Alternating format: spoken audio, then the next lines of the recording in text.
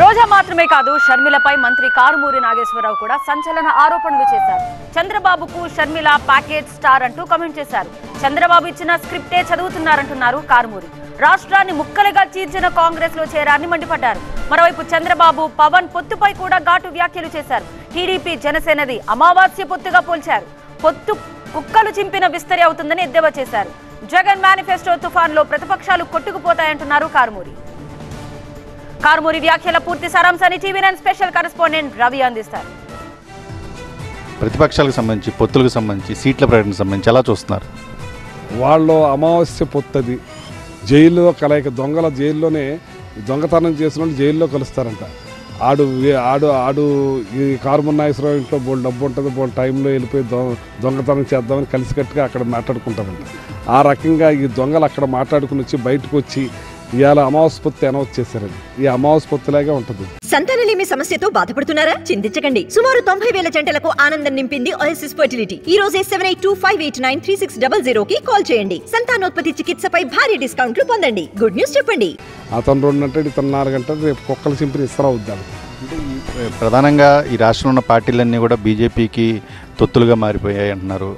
AP PCC అధ్యక్షురాలు షర్మిల అలాగే చాలా విమర్శలు చేస్తున్నారు వైసీపీని నేరుగా టార్గెట్ చేసి. ఎలా చూస్తున్నారు? ఆవిడ వైఎస్ఆర్ తెలంగాణ పార్టీ అని పెట్టి ఆవిడే తొత్తులా మారిపోయి కాంగ్రెస్తో తొత్తు అయిపోయింది. మళ్ళీ ఇక్కడ ఈ రాష్ట్రాన్ని ముక్కలుగా చీల్చిన ఆ కాంగ్రెస్ పార్టీ మన ప్రజలకి ఏమీ లేకుండా చేసిన ఆ కాంగ్రెస్ పార్టీతో తొత్తై ఆవిడ చేరింది. ఆవిడ తొత్తుల గురించి మాట్లాడే అర్హత ఆవిడకి లేదు. జగన్మోహన్ రెడ్డి గారు ఎప్పుడు సింగిల్గానే వస్తాడు, సింగిల్గానే ఉంటాడు. రాష్ట్ర ప్రజల ప్రయోజనాల కోసం చేస్తాడు ఆయన. ఎవరితోటి రాజీ పడే ప్రసక్తి లేదు. ఆ సోనియా గాంధీని ఢీకొన్న వ్యక్తి ఆమెకు తెలుసు. వాళ్ళ అన్నయ్య సంగతి. ఆవిడ ఏదో ఎవరో ఇచ్చిన స్క్రిప్ట్ని రాస్తా ఉంది, ఇచ్చిన దాన్ని చదివేస్తూ ఉంది.